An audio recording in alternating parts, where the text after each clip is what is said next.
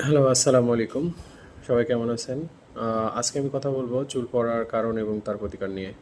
চুল সাধারণত বিভিন্ন কারণে পড়তে পারে, যেমন স্ট্রেসের কারণে, নিউট্রিশনের কারণে, ডিপ্রেশনের কারণে, দেন প্রচুর পরিমাণে শ্যাম্পু বা কেমিক্যাল ইউজের কারণেও চুল পড়তে পারে।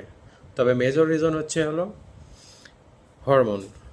ছেলেদের মেন হরমোনের নাম হচ্ছে টেস্টোস্টেরন। আর এই টেস্টোস্টেরন হরমোন যদি প্রচুর পরিমাণ ডিএসটি হরমোন উৎপাদন করে, তখন আসলে চুল পড়া শুরু হয়। আর কাদের চুল পড়বে? যদিও টেস্টোস্টেরন হরমোন অনেক বেশি উৎপাদন হয়, তাহলেই যে চুল পড়বে এই বিষয়টা এরকম না।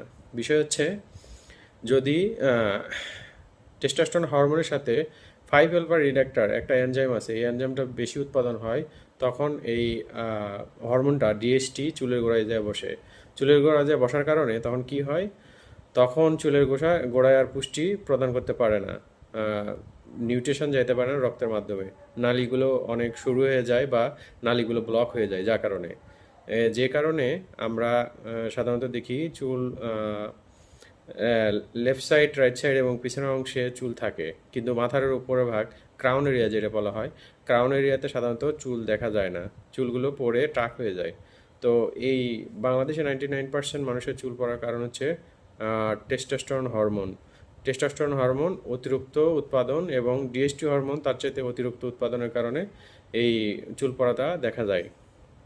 তো আজকের মতো এ পর্যন্তই। আগামী পর্বে আমি বা আগামী এপিসোডে বলবো এটার প্রতিকার ও কিভাবে এটি কিওর করা যায়।